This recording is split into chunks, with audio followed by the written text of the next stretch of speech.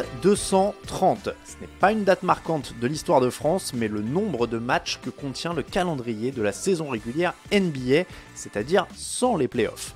À l'exception des saisons marquées par un lockout, le Covid ou l'arrivée d'un tournoi en pleine saison, la NBA dévoile chaque été un calendrier avec donc 1230 matchs, soit 82 par équipe. Même si depuis quelques années des voix s'élèvent régulièrement pour que la Ligue le réduise afin de permettre aux joueurs de profiter de davantage de repos, la NBA s'y accroche fermement. Une NBA qui est encore loin des 162 matchs par équipe et par saison du baseball, mais elle est une des ligues au calendrier les plus denses au monde. Comment en est-on arrivé là ? Réponse dans cet épisode.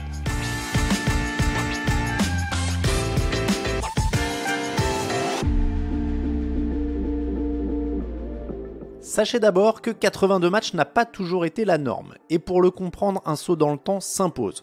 Au commencement, en 1946, la ligue de l'époque était toute petite, 2 divisions avec seulement 11 franchises. Rappelons d'ailleurs que la NBA prendra ce nom en 1949 et qu'à sa création, on parlait de BAA pour Basketball Association of America. Il y avait donc peu d'équipes, environ un tiers du chiffre actuel, mais déjà un nombre conséquent de matchs pour chacune, 60. Risible évidemment à côté des 154 matchs joués par les franchises de baseball, mais tout de même. Un peu moins de 15 ans plus tard, la NBA a perdu des franchises, mais gagné des matchs. Durant la saison 1961-62, les 9 équipes jouent 80 matchs chacune. Cette année-là, les Lakers et les Celtics s'affrontent 9 fois dans la même saison. En 1966-67, les franchises ont droit à un match supplémentaire, ce qui les passe à 81, et c'est la saison suivante que le format actuel avec 82 rencontres est adopté, avec les arrivées des San Diego Rockets et des Seattle Supersonics, ce qui nous fait un total de 12 franchises en compétition. À ce moment-là, les équipes affrontent 8 fois leurs adversaires de la même conférence et 7 fois ceux de l'autre conférence. On vous donne le calcul, 8 x 5 plus 7 x 6, ça fait 82. Un format de 82 matchs inchangé 50 ans après donc, hormis les années de lockout. En 98, on ne joue que 50 matchs, en 2011, 66, avec un début de saison à Noël avec 2 mois de retard. En 2020, c'est le Covid qui ampute la saison de plusieurs mois de compétition. En bricolant une bulle du côté de Disney World en plein été, la NBA était parvenue à proposer un calendrier compris entre 63 et 75 matchs selon les équipes.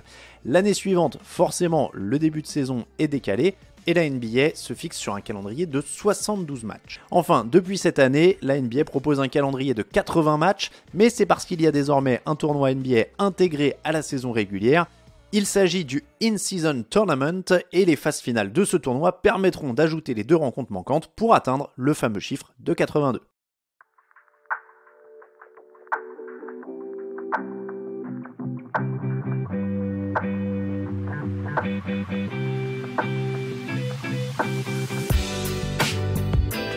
Aujourd'hui encore, ce nombre de 82 répond à une formule mathématique permettant de varier les adversaires selon les divisions ou les conférences. Accrochez-vous. 4 matchs face aux équipes de la même division. 4 x 4, 16. 4 matchs face à 6 équipes de la même conférence mais d'une autre division. 4 x 6, 24. 3 matchs face aux 4 autres équipes restantes de la même conférence. 3 x 4, 12. 2 matchs face aux équipes de l'autre conférence, 2 x 15 égale 30, 16 plus 24 plus 12 plus 30 égale 82, le compte est bon. Mais la grande question est, pourquoi 82 ? Pourquoi pas plus ou moins ? Est-ce un choix arbitraire ? Même du côté de la Ligue, on peine à formuler une réponse claire. La raison principale est liée au voyage, répond-on dans les bureaux de la NBA. Et au fur et à mesure que la Ligue s'est étendue à 30 équipes, nous avons changé les divisions. Ainsi, les équipes de chaque division jouent plus que face à celles de chaque conférence. Mais l'aspect géographique et logistique n'est évidemment pas le seul argument.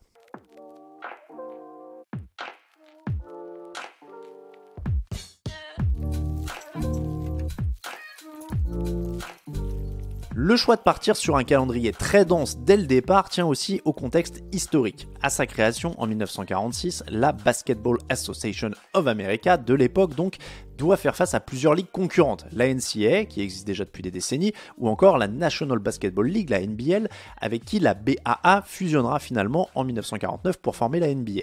Puis, en 1967, une autre ligue encore, l'American Basketball Association, l'ABA, voit également le jour.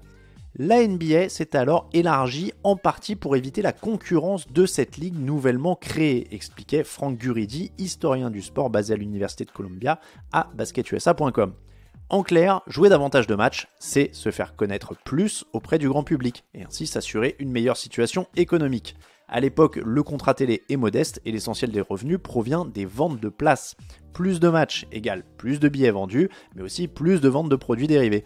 La formule à 82 matchs, jugée comme étant le bon compromis entre le repos des joueurs et la logique économique, s'est donc pérennisée dans le temps.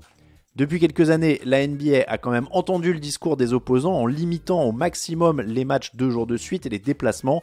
Comment ? En allongeant de quelques jours la saison régulière qui débute désormais en octobre et non plus en novembre, car il est plus facile de toucher à la durée de la saison régulière qu'à ce sacro-saint chiffre de 82.